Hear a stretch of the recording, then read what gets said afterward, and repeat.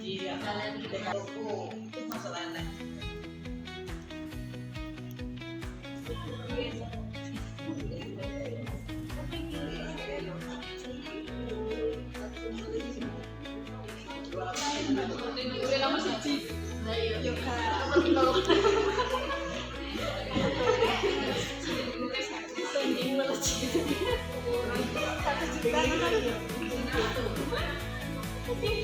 Alasan tidak hadir.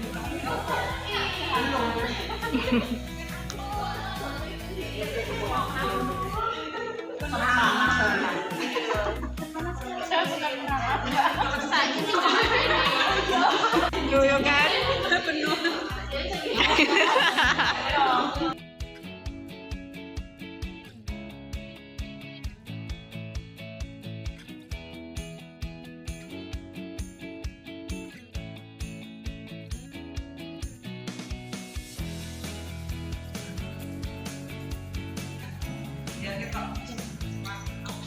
Marilah kita berdiri untuk menyanyikan lagu Indonesia dan Mars Dharma Wanita Persatuan.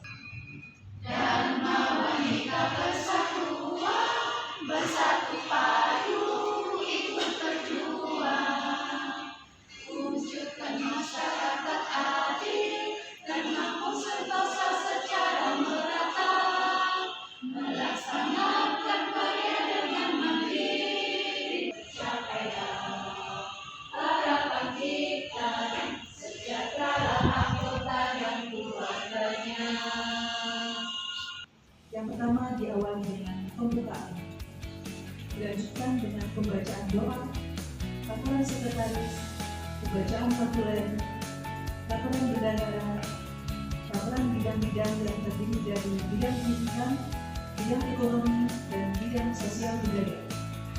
Dilanjutkan dengan sambutan Ibu Ketua Dewan Wanita Persatuan DPD PPD Malang Kota, lain-lain dan juga penutup. Untuk mengawali kegiatan pada hari ini, marilah kita berdoa yang akan dipandu oleh Ibu kita. Kepada Ibu kita, kami persilakan.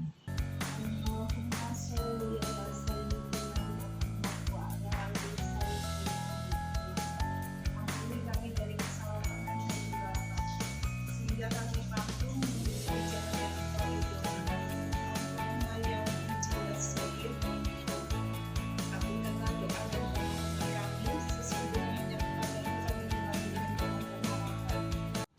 Untuk susunan acara selanjutnya dilanjutkan dengan laporan sekretaris.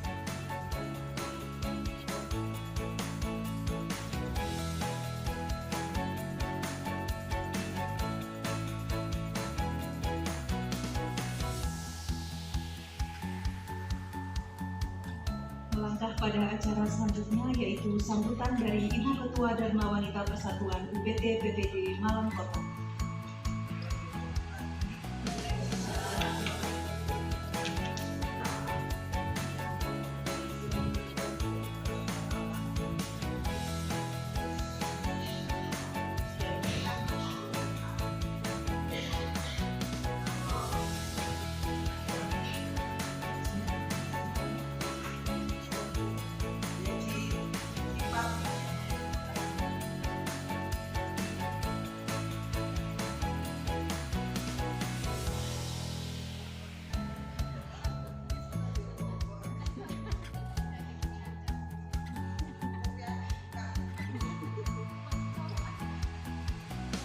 Iya, aku dapat.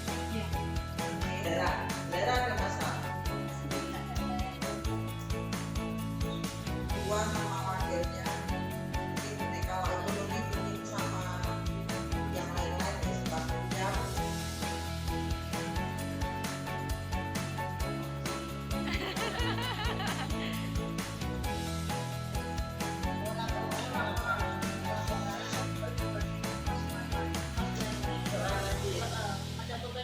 Iya. Iya. Jadi setiap pinjaman buku, mau ini, saya punya buku. Kita setiap bulan dapat itu, tentang celana ini. Ini ada buku juga, ada celana. Oh, tidak ada.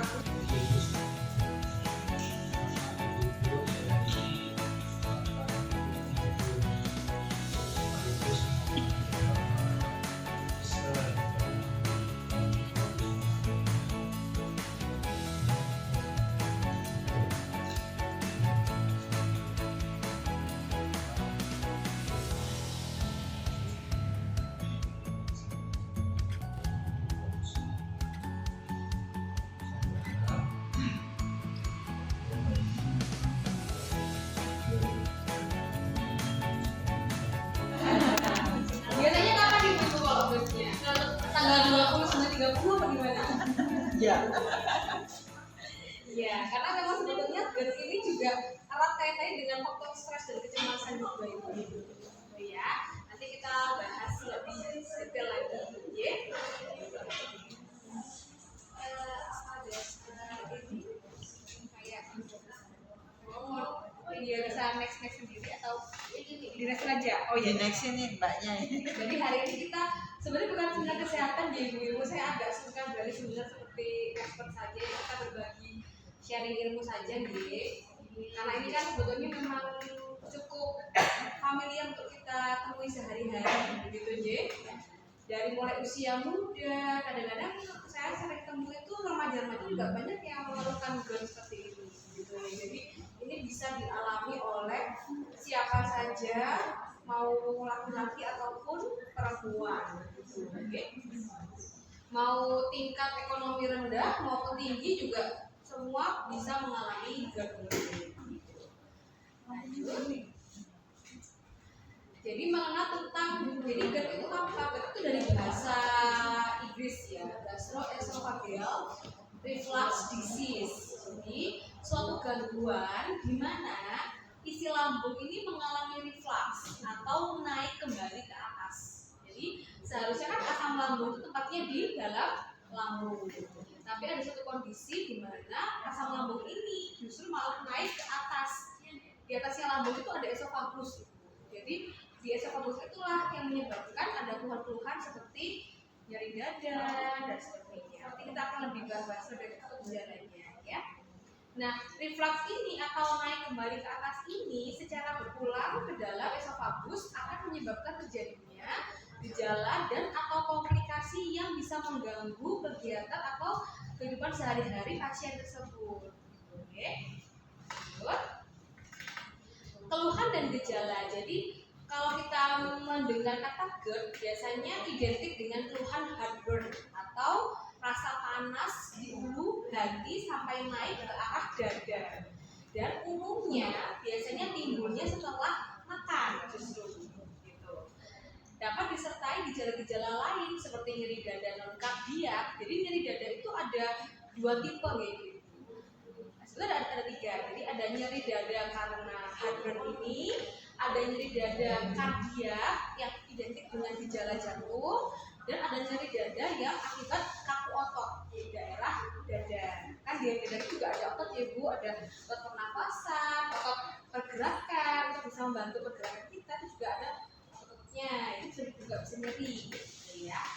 Kemudian ada juga gejala kembung, mual, nyeri saat menelan, mudah kenyang, nyeri ulu hati, rasa asam dan pahit di lidah. Jadi rasanya kok pas mengecap gitu kok rasanya kayak pahit ya. Pernah nggak ibu mengalami hal itu? Pernah ya. Jadi kayak pas habis makan terus diam sebentar, kok rasanya kayak pahit di sini. Nah itu kemungkinan juga dari asam lambung yang naik ke atas. Gitu. Ya. Jadi seperti ini ada gambarnya gitu. Jadi di antara esofagus atau kerongkongan. Jadi kalau kita bahasanya kerongkongan kan di leher kita ada dua. Ada tenggorokan dan ada kerongkongan. Kalau tenggorokan adalah saluran nafas, jadi yang meneruskan udara dari luar menuju ke paru-paru. Tapi kalau kerongkongan adalah saluran untuk meneruskan makanan dari mulut menuju ke lambung. Nah, ketika di kerongkongan itu seharusnya dia memiliki sebuah pintu yang menutup dari esofagus atau kerongkongan itu ke lambung. Jadi pintu itu yang fungsinya untuk menahan isi lambung supaya tidak naik ke atas. Harusnya seperti itu ketika kondisinya sehat. Tapi ketika dia mengalami GERD, ada kemungkinan pintu yang di bawahnya itu longgar. Longgarnya bisa karena banyak hal, bisa karena zat, bisa karena tekanan, bisa karena isi lambung yang terlalu penuh dan tidak segera kosong. Jadi ketika lambung itu penuh, berarti kan tekanan lebih tinggi, nah, itu bisa meningkatkan tekanan ke atas. Atau misalkan dia sebenarnya nggak terlalu kosong, tapi ada tekanan dari lemak-lemak sekitarnya, itu yang bikin dia jadi gampang terbuka, katup yang di kerongkongannya itu. Atau zat-zat seperti kopi, rokok itu juga mengandung zat yang sifatnya bisa melonggarkan pintu itu ibu. Nah itu menyebabkan jadinya asam lambungnya bisa naik ke atas. Begitu ya, jadi mekanismenya bisa karena tekanan, bisa karena sebuah zat, atau bisa karena isi lambungnya terlalu penuh sehingga dia tidak segera turun ke usus, bertahan di lambung terus, akhirnya dia bisa naik ke atas. Itu ya. Lanjut. Faktor risikonya apa saja? Yang tadi saya sebutkan, obesitas. Jadi ketika obesitas itu kan berarti lemak-lemaknya banyak yang terkumpul di daerah lambung ibu. Jadi lemak-lemak di daerah perut itu kan besar. Nah itu ketika dia obesitas itu bisa meningkatkan tekanan ke atas sehingga menyebabkan asam lambung juga gampang naik seperti itu. Kemudian merokok juga bisa, kecemasan juga bisa, dan gaya hidup yang lainnya. Itu ya. Jadi sebetulnya banyak sekali faktornya. Faktor itu gaya hidup. Yang pertama kita bahas ada alkohol, nikotin pada rokok, vape ya Bu ya, sama ya Bu ya. Jadi kalau kita lihat kandungan vape, sebetulnya dia tinggi juga nikotinnya, bahkan 20 kali lebih tinggi daripada rokok. Kalau saya pernah baca, ya jadi sebetulnya kalau ada orang udah nggak usah ngerokok, vape aja, sebetulnya itu bukan solusi juga, bukan, karena nikotin juga tinggi di sana. Kemudian kopi, coklat, dia mempunyai zat yang sifatnya itu merelaksasi. Jadi harusnya kan otot itu kan sifatnya mencengkram, kontraksi, mencengkram. Nah, ketika dikasih zat seperti itu, dia akan sifatnya melonggar.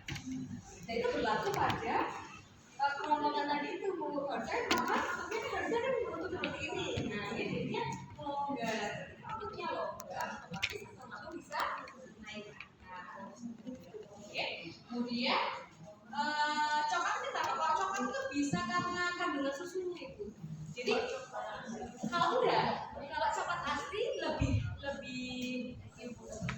aman daripada coklat yang mengandung susu. Kan biasanya coklat kan dijual kan biar coklat ya, kayak manis ya, kan ada susunya, campurannya. Kalau yang pahit mekanismenya hanya relaksasi aja, tidak ditambah dengan mekanisme susunya. Jadi aman. Lebih aman memilih coklat yang dark coklat daripada yang sudah dicampur dengan susu. Nah, susu sendiri kan sekarang memang banyak ya, bukan saya tuh banyak menemukan pasien saya tuh usia muda memang sering datang ke puskesmas gitu ya. Kalau hanya karena kopi. Nah, sekarang kan kopi memang trennya dengan susu gitu ya. Coklat susu, kopi susu.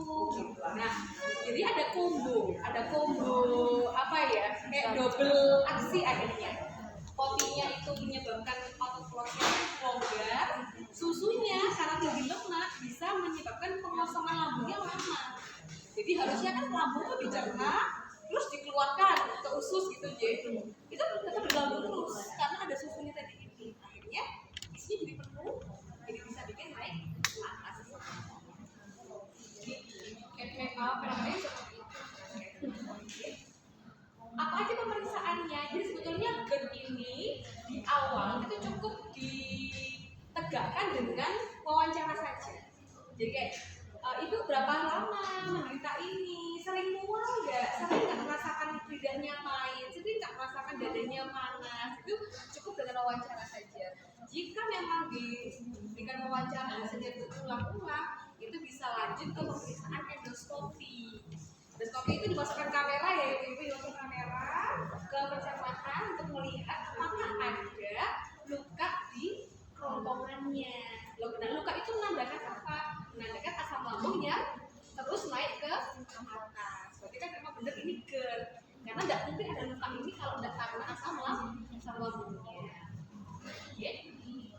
Yang ketiga adalah pemeriksaan rekam jantung. Kenapa ibu-ibu kok harus direkam jantung? Kalau ada nyeri dada panas gitu, untuk menyingkirkan keluhan ke arah jantung. Karena kan heartburn ini kan rasa panas di dada, jadi dada ini kan banyak, tadi kan saya sebutkan bahwa dada itu ada lambung, ada jantung, ada juga otot. Jadi kita harus tegakkan dari situ. Jadi kalau untuk pasien-pasien yang mengalami dada panas itu, mestinya dicek rekam jantung supaya menyingkirkan bahwa ini bukan ke arah penyakit jantung. jantung sudah semakin muda itu. 30 tahun sudah banyak yang sakit serangan jantung. Jadi kalau betul, jadi memang harus disingkirkan dulu penyebab yang menyerupai keluhan nyeri dada tadi. Oke, lanjut. Gitu, ya. Nah, untuk kemudian apa yang bisa kita lakukan? Kalau obat itu nanti bisa berobat gitu ke dokter. Tapi sebagai awam, sebagai masyarakat umum, apa yang bisa kita lakukan supaya kita ini tidak sampai terkena GERD ataupun misalkan terkena GERD kita bisa menurunkan kejadian kekambuhannya, gitu ya. Jadi yang pertama membuat berat badan ideal dulu. Tuh. Kemudian ini maksudnya bantal ya, menggunakan bantal lebih tinggi. Jadi misalnya ibu-ibu sering mengalami GERD nih, bisa dibantu kalau tidur itu bisa ditambahkan bantalnya ibu atau dibuat lebih tinggi. Iya, jadi ya pegel ya bu ya. Jadi misalkan atau bantal yang tipis itu double 2 atau iya. Jadi kalau bantalnya agak tinggi sedikit itu biasanya untuk asam lambung jadinya nggak gampang untuk naik ke atas. Kemudian menghindari makan 2 jam sebelum tidur. Kenapa? Karena pengosongan lambung itu terjadi selama 2 jam ini.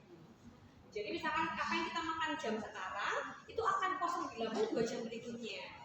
Jadi kalau misalkan 2 jam itu adalah proses pengolahan di lambung, berarti harapannya menghindari tidur 2 jam setelah makan. Jadi setelah makan, 2 jam itu.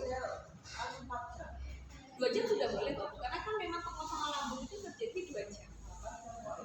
Kok ya? Keburu ngantuk ya ibu ya? Iya. Jadi kalau misalkan mau menunggu mau tidur misalkan gitu, habis kempil gitu ya, habis kempil ya, jam berapa tidurnya ya? 2 jam itu. Jadi 2 jam itu ideal, karena pengosongan lambung memang secara mekanis itu terjadinya 2 jam. Itu ya. Jadi harapannya sebelum tidur menghindari makan 2 jam. Saya itu menghentikan penggunaan rokok, vape, menghentikan konsumsi alkohol gitu ya. Karena saat itu rokok, vape, alkohol mengandung bahan-bahan seperti nikotin yang bisa membuat otot polos di kerongkongan menjadi longgar. Oke. Lanjut. Dan mengurangi konsumsi yang tadi saya sebutkan juga. Jadi ada kopi, ya, coklat yang mengandung susu. Jadi lebih baik pilih yang dark coklat, misalkan memang sering mengalami GERD, kepingin makan coklat gitu, boleh pilih yang kandungan coklatnya lebih baik dari susunya, supaya tidak double aksi tadi itu, double apa ya, penderitaan gitu ya, karena coklatnya ya, karena susunya juga kan. Susu boleh, tapi kalau bisa cari yang low fat. Betul, karena kan tadi kan susu itu kan karena tinggi lemaknya itu yang membuat dia lambungnya jadi lama kosongnya itu. Jadi kalau misalkan pengen minum susu boleh, coba cari opsinya cari yang rendah lemak. Atau susu nabati yang lain kayak oatmeal, sama juga cari yang fatnya rendah, boleh. Karena kan sebetulnya kan susu kan menjadi fatnya karena kandungan lemaknya. Betul, karena lemaknya itu yang membuat lambung jadi nggak segera kosong, jadinya penuh terus lambungnya. Kemudian hindari konsumsi makanan dengan porsi yang besar. Jadi biasakan makan dengan pelan-pelan, dikunyah yang baik, pelan dikunyah yang baik. Kemudian porsinya kecil-kecil. Jadi kayak sekarang makan, nanti misalkan sudah kenyang, nanti mungkin 3 jam macam lagi mau makan lagi boleh. Jadi pakai porsi yang nggak terlalu besar supaya efek penuhnya lambung tuh nggak terlalu kayak langsung ngembang gitu lambungnya. Itu kan jadinya lebih sulit untuk lambung mencerna makanan. Jadinya lebih lama kosongnya, akhirnya penuh lambungnya dan bisa bikin GERD. Jadi sebetulnya ini simpel aja, kita bisa melakukan ini sehari-hari. Jadi kayak makan pelan-pelan, kayak saya sudah sesuai dengan sunnah Nabi ya bu ya. Makan pelan-pelan dinginnya gitu. Ya yang penting pelan-pelan. Biasanya kalau sunnah Nabi udah 32 kali. Tapi ya kalau lembut ya jangan. Suaranya. Sapun kalau itu materi dari saya, mungkin apa yang bisa kita sharingkan nih Bu?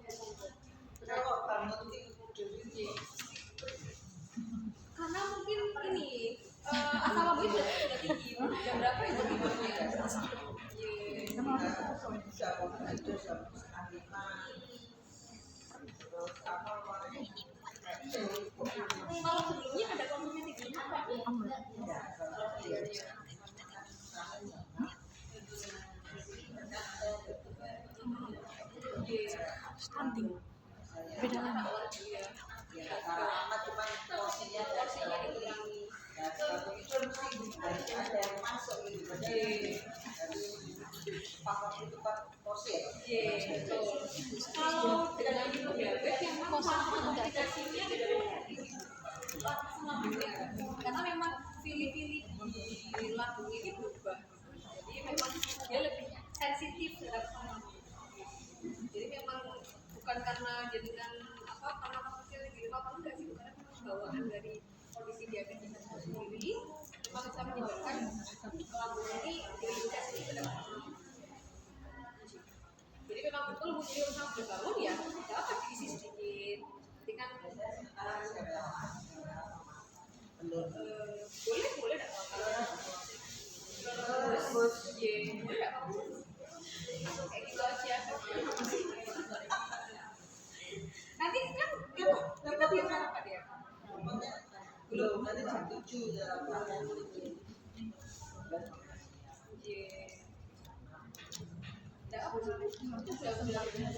memang harus sensitif masalah. Astagfirullahaladzim. Ah, sedih Bu.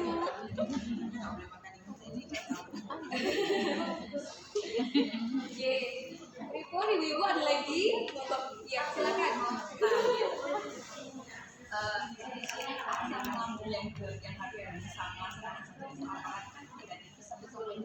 Cara membedakannya dia.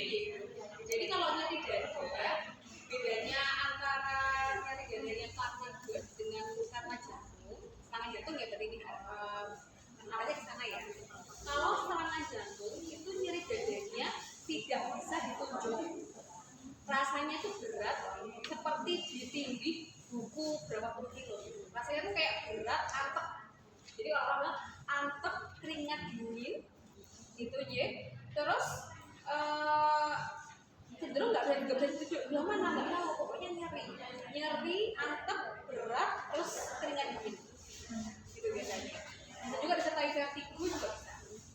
Makanya kalau usianya, terutama kalau ada faktor risiko merokok, itu tetap harus direkam jantung itu. Kemarin saya dapat pasien juga, pasien ini tidak ada diabetes, tidak ada tensi tinggi, tapi merokok berat. Usianya masih 40 tahun. Artinya kami rekam jantung, kami kan juga mengarahkan ini apa ya, GERD atau apa gitu. Karena biasanya kan kalau serangan jantung itu kan lebih beresiko di orang dengan diabetes atau darah tinggi. Ini nggak sama sekali, normal ya. Kemudian kita rekam jantung kan benar-benar serangan jantung. Jadi kalau usianya ada faktor resiko, pikirkan dulu yang gawat dulu. Jadi tetap kita memikirkan dan ke arah jantung. Kalau jantungnya aman, clear, kita bisa pikirkan yang lain. Karena kan kalau GERD itu kan masih bisa ditolong dengan obat-obatan gitu. Kalau jantung kan harus dari rumah sakit, harus segera pasang kering dan sebagainya. Jadi kalau ada kondisi seperti itu kita harus pikirkan ke arah jantung dulu. Gitu. Kalau yang ke arah GERD itu dia cenderung nyerinya itu panas, bukan antep, bukan berat, tapi panas. Tapi kadang-kadang beberapa orang tidak bisa membedakan itu. Jadi tetap kita yang mengarahkan, dokter yang mengarahkan gimana bu rasanya, apa kayak gimana, itu harus diarahkan. Itu harus, kalau begini memang khasnya dia sangat panas, kayak terbakar dadanya, panas, terus pahit, mulutnya, dada, nggak di sebelah kiri, pokoknya di arah sini. Biasanya hati sini. Iya. Iya. Makanya tuh yang mengarahkan biasanya itu dokter yang mengarahkan wawancaranya supaya mengarahnya kemana, arahnya dia mana. Jadi hasil lebih ke situ. Panas, terus pahit, sama-sama keringet dingin biasanya. Jadi nggak bisa kita bedakan secara keringet dingin. Kita harus tanyanya ke tipe nyerinya berapa lama, berhenti dengan istirahat atau enggak. Kalau heartburn biasanya istirahat pun tetap nyeri. Kalau serangan jantung ada kalanya istirahat dia membaik kalau ada istirahat. Tapi kalau dia sudah yang atipikal angina ya mungkin tetap akan nyeri terus. Untuk berbedanya secara awam seperti itu. Tapi kalau di setting klinis di puskesmas rumah sakit beda lagi nanti caranya. Bukan penyakit turunan ya? Tidak turunan tidak. Jadi GERD itu memang terbanyak karena penyakit itu.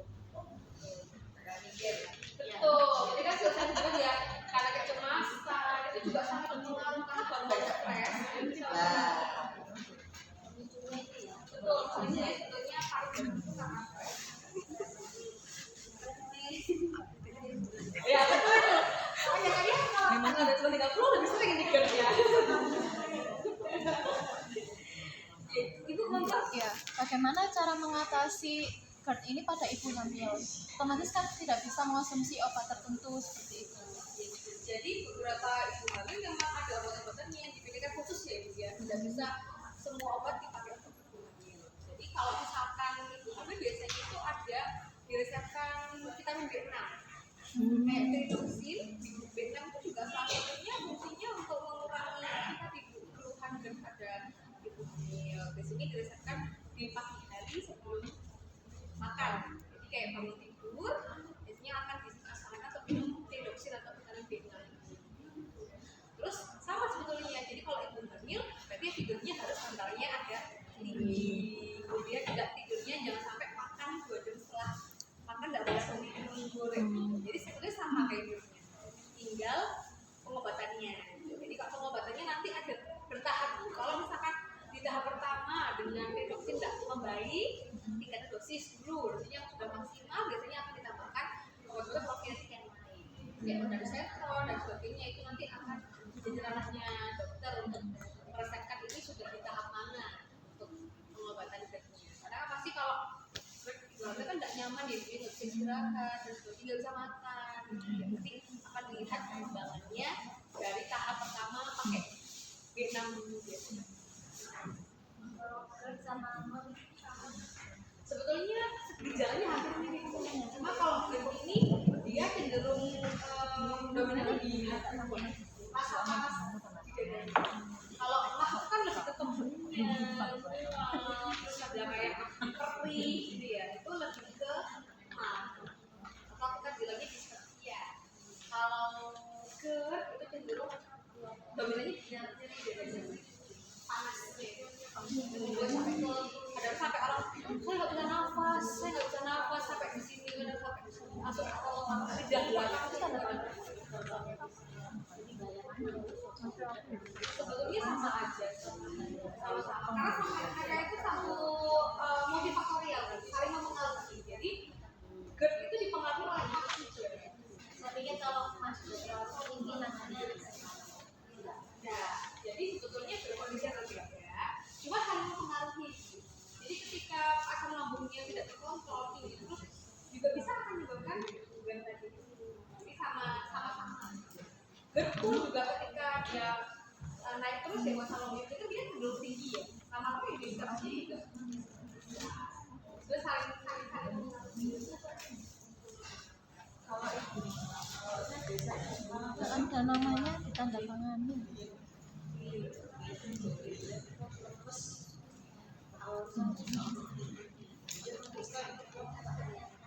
Ini kan. juga awal-awal juga seperti itu. Ada gejalanya juga mirip dengan tadi. Gitu gue. Ternyata kalau begini.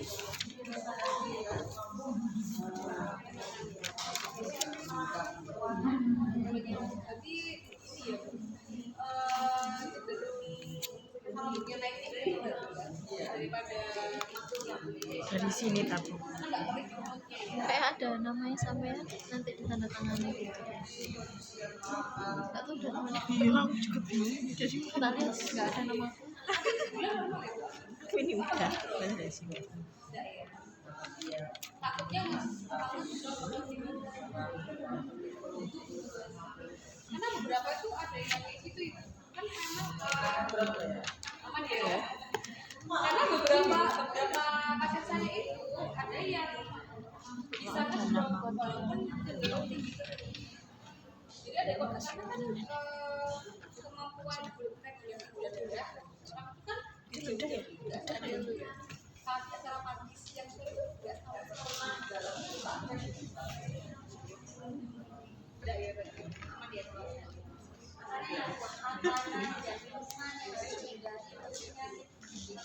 itu kopi coklat sekarang banyak ini coklat itu pasti jelas nggak apa-apa. Kalau buah-buahan tergantung pasien masing-masing kondisi masing-masing. Ada yang minum jeruk nggak apa-apa, malah kenapa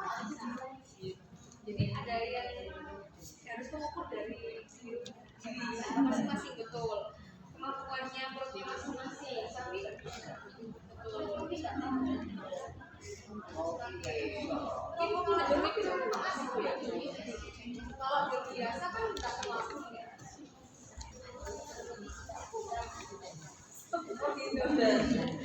Meskipun itu juga nggak selalu.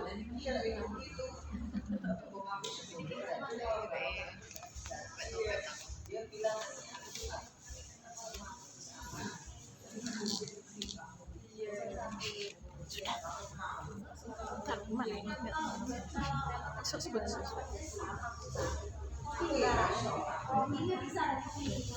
Jeruk nipis itu dikasih gula kan tetap jeruk nipis. Kan tidak mengurangi kandungan zat jeruk nipisnya. Jadi seperti itu. Maksudnya gabung ini kan kita mengenalnya sebagai jeruk nipis. Meskipun dia digabung dengan cemilan. Jadi lidahnya memang nggak disebut, tapi kan sifatnya buahnya itu masih ke jadi misalkan aku minum kopi nggak pahit kok, kopinya nggak pahit tapi kok asam lambung karena bukan rasanya tapi zatnya yang dibuat jadi malah ada malah itu malah sedikit loh. kopi tanpa gula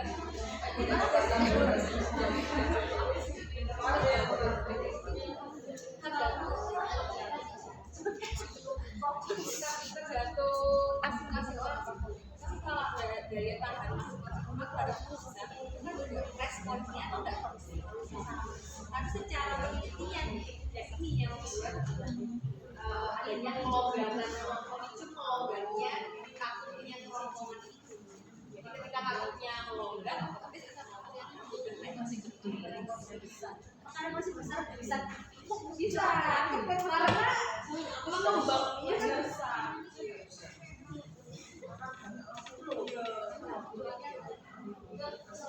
Iya. Karena kan dilatasi atau lebarnya lambung membesar, jadinya biasa dietnya diabetes.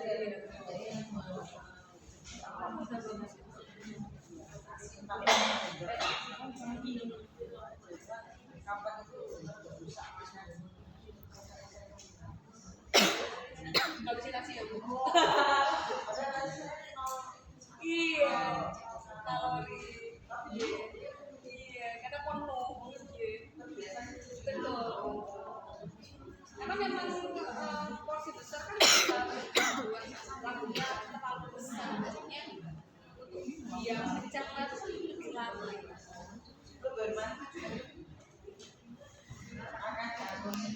Oh iya itu yang saya nggak bisa Jangan aja. Misalkan ini begini, nanti kalau 3 jam lagi masih lapar, porsi kecil.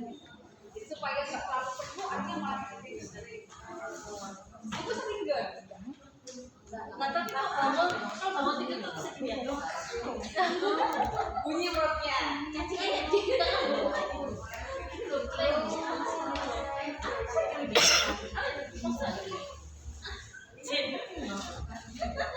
Tapi lambung itu bisa memanjang gitu Bu ya? Katanya. Bisa membesar, tergantung kebiasaan. Makanya itu faktornya karena nggak makan banyak. Betul. Jadi kan sekarang itu kan lagi disebabkan ya mukbang ya. iya Mukbang itu kan berarti dia makan sekali makan dengan porsi yang besar. Kita juga bisa lama-lama karena kan lambung itu sebenarnya kalau polos ya. Polos itu kan bisa mengganggu kan ya mungkin karena terbiasa dengan porsi itu kan lambung itu jadinya tapi ya kemampuan dia untuk kontraksi ini tidak sebaik kalau kita ideal. Ini namanya kayak dalam proses kan sering buat ada pertanyaan lagi nih, asik deh. kan dulu orang periksa sama dokter dikasih analisis protein. Terus kalau misal soto kambu itu minum konsumsi antasida tanpa sebetulnya itu boleh karena antasida itu termasuk obat hijau. Jadi obat hijau itu maksudnya bebas, obat bebas. Jadi boleh diminum oleh siapa luput tanpa dokter. Yang penting harus dilihat dosis ya, sebenarnya 3 kali sehari. Kalau 3 kali saja selama 2-3 hari nggak baik, ya harus mungkin membutuhkan obat yang mekanismenya lain. Jadi obat lambung itu banyak mekanisme ibu.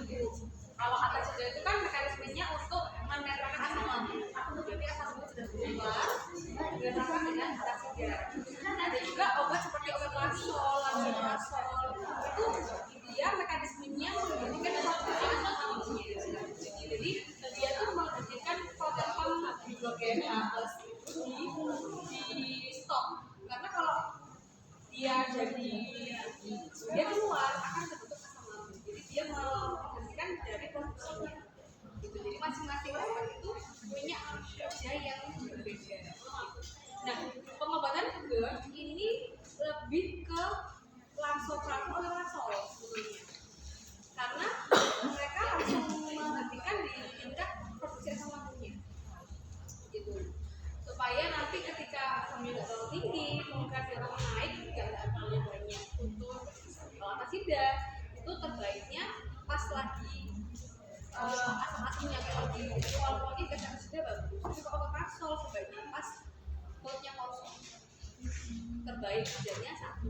Jadi masing-masing obat itu punya cara kerja sendiri, waktu kerja sendiri, supaya pengobatan juga efektif. Kalau tidak boleh tuh diminum kapan saja.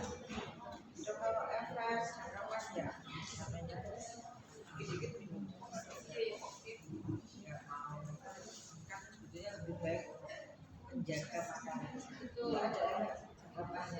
untuk obat ya. Maksudnya kalau ketika buat misalnya mungkin rakol, lalu sering misalnya saya contoh ibu sendiri, jadi dia kalau makan lalu beli minum baca dari cabai itu efek jangka panjang. sebetulnya efek jangka panjangnya ada 2 ya. Dari efek jangka panjang obat yang bertahun-tahun itu kan pasti. Kenapa? Karena obat itu kan dikeluarkan lewat ginjal. Jadi ketika ginjal bekerja terlalu keras, otomatis ya pasti akan ada efeknya. Misalkan penurunan fungsi ginjal juga bisa. Jadi kayak kreatinina naik, kreatinina naik. Juga salah satunya faktor karena konsumsi obat jangka panjang. Tapi beda cerita ketika ini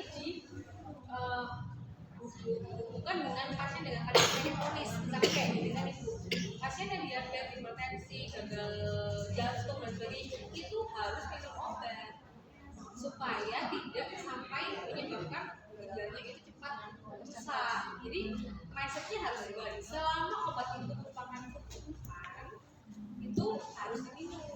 Karena kalau nggak diminum justru malah cepat rusak ginjalnya. Sama halnya dengan ketika obat tidak punya tujuan apa-apa tapi sering diminum itu juga sama, tidak baik juga untuk ginjalnya.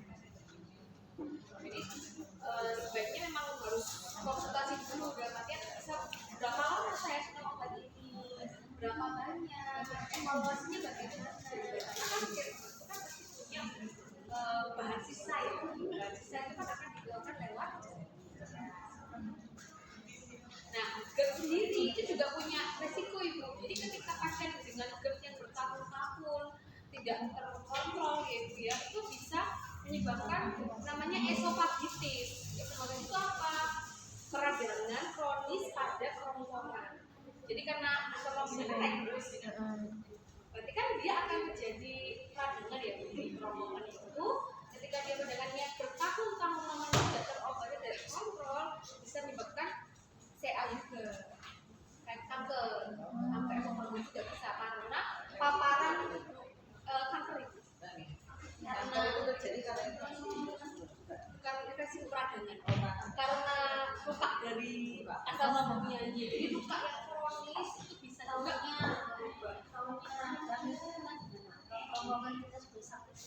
biasanya ada keluhan susah menelan. Jadi karena dia sampai luka kronis, kan itu kan tempatnya saluran pertemuan ya dari makanan masuk ke jadi lebih ke nyeri telan atau susah menelan. Jadi kayak makanan tuh kayak nyantol, nyantol di sini nggak bisa menelan, kayak nyantol. Kemungkinan ada peradangan juga di daerah kerongkongannya. Jadi endoskopi untuk melihat untuk dari kerongkongannya ada luka atau ada peradangan yang mengarah ke Atau komunikasinya baru aja Bang. ke esofagus peradangan pada kerongkongan yang kalau bertahun-tahun dibiarkan juga ada kemungkinan menjadi Oh, Ibu ada pertanyaan? GERD ini bisa menyerang anak-anak ya dok? sebetulnya kasusnya jarang ya. Cuma sekarang sudah mulai banyak mungkin karena faktor stresnya tinggi. Pada anak sampai stres. Kadang itu gejalanya kan kayak apa namanya kayak mirip-mirip kayak ke situ gitu loh. Kalau anak-anak biasanya lebih sering ke dispepsia sih. Apa itu? Kecuali anak dengan obesitas ya dia. Diurusan GERD. Oh, Karena tadi itu prinsipnya ketika anak dengan obesitas, berarti kan dia lemak visceralnya kan banyak. Jadi kan tekanan untuk lambung juga bisa bikin GERD. Kalau anak-anak dengan berat badan normal sih biasanya bisa dispepsia sih kan. Dispepsia itu kayak emas. Jadi lemah. Dan kan juga bisa banyak faktor dari makanan. Karena susu tuh loh susu itu kan sekarang berbagai macam rasa ya. Nah, kan Rasa. iya, itu rasa. Oh iya, rasa. Iya. Kita itu ada program pemberian PST Oh iya. belum sampai itu kalau kita kasih susu itu bisa dua ya. Bagus, tapi pilih yang ini Bu, full cream. Ya. Yang tanpa rasa. Karena beberapa anak-anaknya juga ada yang alergi batuk sama ibu. Jadi malah bikin batuk berulang. Nah, ketika dia alergi batuk berulang, malah batuknya nggak naik. Jadi boleh, tapi kalau bisa cari yang tanpa rasa, kayak full cream itu lebih baik. Plain itu yang plain itu, yang bukan vanilla ya dia, vanilla juga rasa. Jadi cari yang plain, yang full cream aja yang tanpa ada rasa. Terus cari yang komposisinya memang hanya susu saja Bu ya. Karena kalau beberapa produk itu saya lihat itu susu dengan kandungan rekombinan susu. Jadi nanti di komposisinya dicek dulu. Kalau dia isinya 100% susu sapi itu lebih bagus daripada air, rekombinan susu 60%, nah itu yang jadinya kalorinya betul. Nanti kalorinya anaknya juga nggak terlalu besar. Jadi yang kayak gitu sama tidak ada rasa. Karena beberapa pasien saya itu dulu banyak yang batuk terus ternyata dari susu rasa-rasa ini kayaknya 100%. Ya dicek ya, tapi beberapa merek itu ada yang rekombinan susu. Jadi nggak full susu 100%. Gitu. Karena dicek campur air biasanya. Ada air, rekombinan susu kayak susu gitu. Itu yang isinya kalorinya juga roti boleh Bu, lihat ininya isinya. Kalau misalkan dia mengandung kayak rasa-rasa coklat itu Bu, takutnya beberapa anak ada yang alergi. Nah ketika alergi justru malah bentuknya nggak naik-naik. Meskipun sebetulnya secara makanan dia tinggi kalori, tapi kan berat badan dia nggak bisa naik karena dia melawan alergi penuh. Jadi gizinya dia itu terpakai untuk alergi. Roti tawar masih boleh, karena nggak ada rasa Tapi nek tawar masih nggak doyan.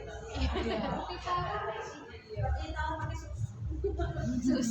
Boleh sih kalau Susu misalnya juga tawar. roti tawar ada yang masak isi. Roti tawar masih oke sih. Tapi tadi tuh lebih baik makanan kayak nasi.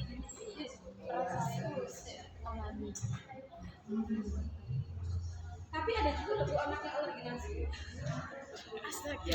Tapi kan sangat kecil. Kalau alergi nasi coklat banyak. Jadi lebih baik kita memilih yang alergi sedikit. Tapi kan sedikit, sebagai kecil sekali.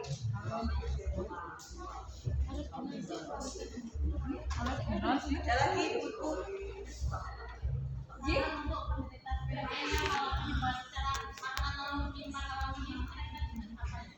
Dispepsia. Mah ya Bu ya, mah ya.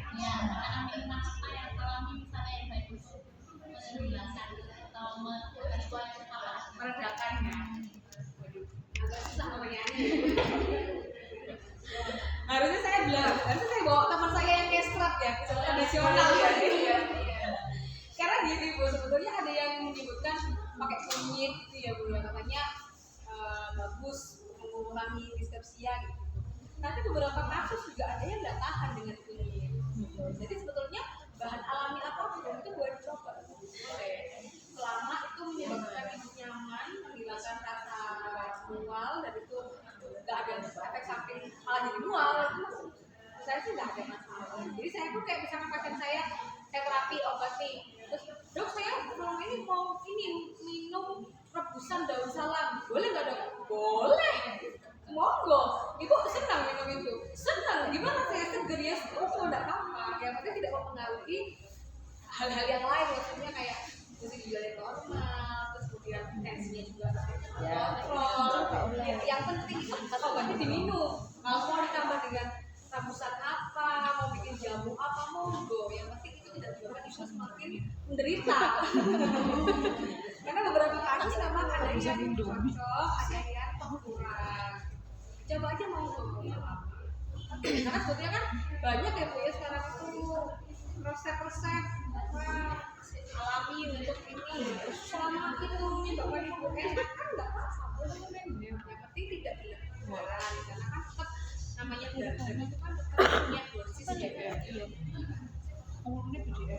Yang salah itu ketika misalkan pasien tidak mendeteksi obatnya tidak diminum cuma makan timun. Nah itu yang kurang tepat itu. Karena timun itu butuh berapa kilo timun untuk menurunkan tensi. Kan nggak mungkin kita makan langsung 20 kilo timun. Nah itu kan jadi kurang tepat. Selama obat tensi diminum, mau nambah dengan makan sehat dengan makan timun rutin, monggo. Tapi kalau itu tetap harus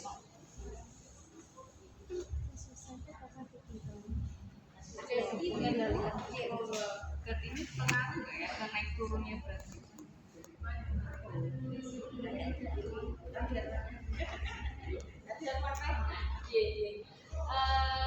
Saling mempengaruhi, berat badan mempengaruhi GERD juga bisa mempengaruhi badan. Jadi kalau kayak tadi saya sebutkan kalau berat badannya berlebih kan GERD jadi lebih sering muncul. Tapi ketika GERD-nya sering muncul, mungkin pasien itu jadi tidak merasa nyaman untuk makan karena memang secara gejala ini kan munculnya kan setelah makan. Jadi kok setiap makan rasanya panas, setiap makan harus kok makan gitu. Ini kan lama-lama ya jadi berbeda. Sama juga ketika pasiennya obes, kok sering banget ini jadinya GERD ini gitu. Ada yang malah memilih untuk kasih ini, kasih itu, mungkin nggak menyelesaikan GERD-nya. Jadi sebetulnya biasanya adalah menurunkan sedikit berbedanya mungkin akan mengurangi GERD.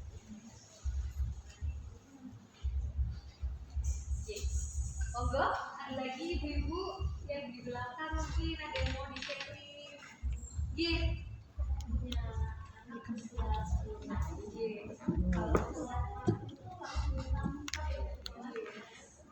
Iya Bu, asam lambungnya tinggi ya. Bisa jadi Bu karena itu asam lambungnya tinggi. Memang sebetulnya kita itu kan tadi kan 2 jam itu kan pengolahan makanan di lambung ya Bu ya. Biasanya asam lambung itu akan sangat tinggi ketika lebih dari 6 jam perut kosong. Apalagi anak-anak itu kan kebutuhan kalorinya lebih besar ya Bu ya. Karena kan ketika sekolah, aktivitasnya dia sendiri mungkin kan masih umek ya Bu ya. Maksudnya masih umek-umeknya. Nah itu memang mungkin kalori butuhnya lebih banyak. Kalau memang dia nggak bisa makan yang banyak, dibuat lebih sering makannya. Jadi misalkan ini jam 7 sarapan, jam 10 harus ini. Nanti jam 12 jam 1 makan siang, kemudian jam 4 nanti nyembuh dulu, nanti jam 6 jam 9 makan malam, kemudian tidur. Jadi tidak boleh dibiarkan kosong lebih dari 6 jam gitu perutnya. Apalagi anak-anak harus makan. Nggak apa-apa kan dibuat porsi kecil-kecil aja boleh. Nggak apa-apa. Jadi memang siapkan siapkan cemilan gitu. Supaya nggak terlalu kosong lebih dari 6 jam. Ada lagi ibu. Ini sudah tahu.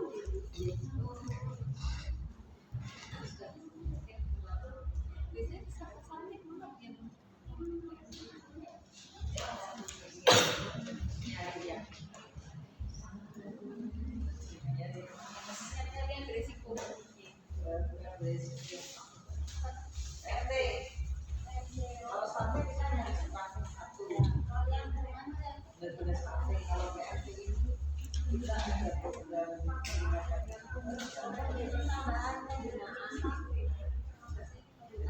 Memilu.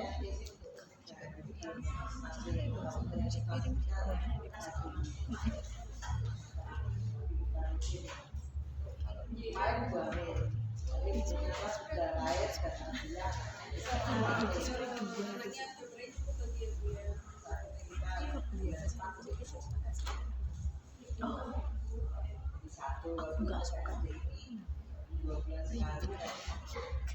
Dia langsung bilang.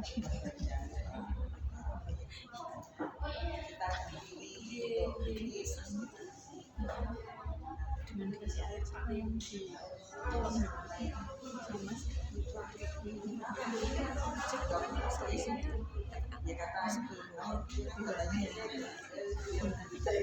diisi air lagi.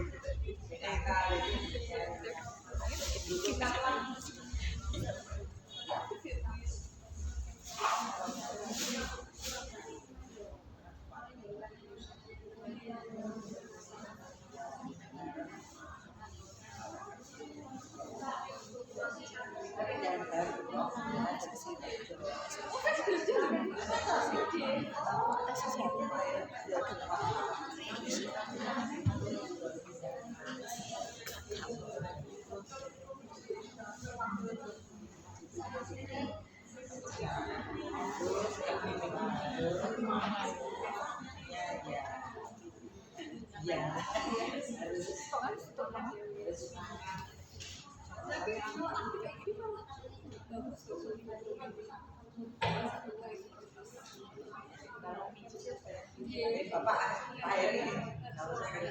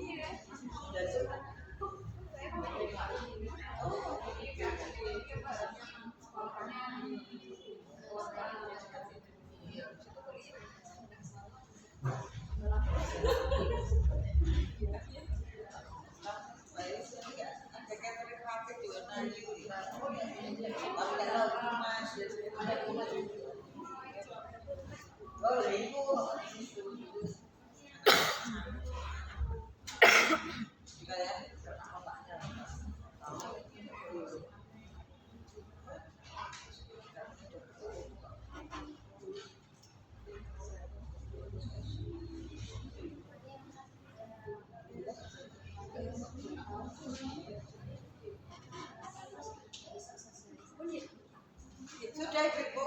Siapa nih ibu? Ada lagi pertanyaan. Mau pakai di wardrobe juga boleh. Ayo, Mbak Ita mau tanya.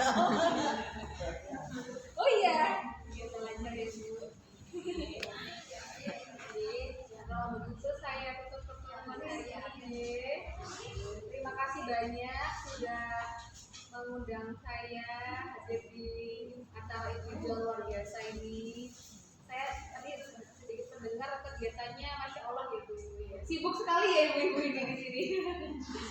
Semoga lancar acaranya, kegiatannya semua, ini juga sehat, bisa terus berkarya.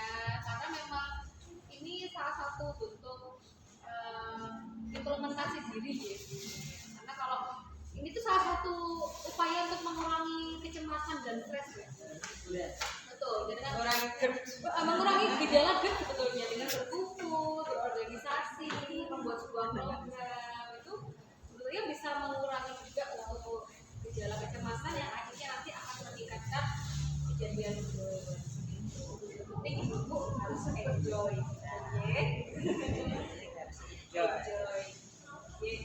Saya ucapkan terima kasih banyak. Saya mohon maaf ibu bila ada penyampaian yang kurang atau kata-kata saya yang kurang berkenan. Semoga kita semuanya diberikan kesehatan dan kesejahteraan. Amin.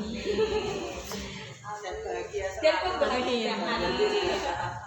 Terima kasih. Wassalamualaikum warahmatullahi wabarakatuh. Waalaikumsalam.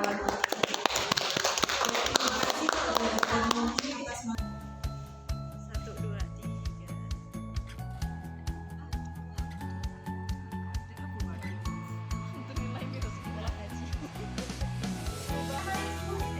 Dapat arisan.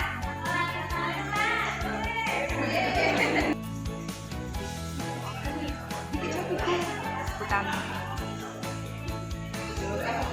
Bu Tante. Bu Aki. Pupu. Yeay, dapat arisan.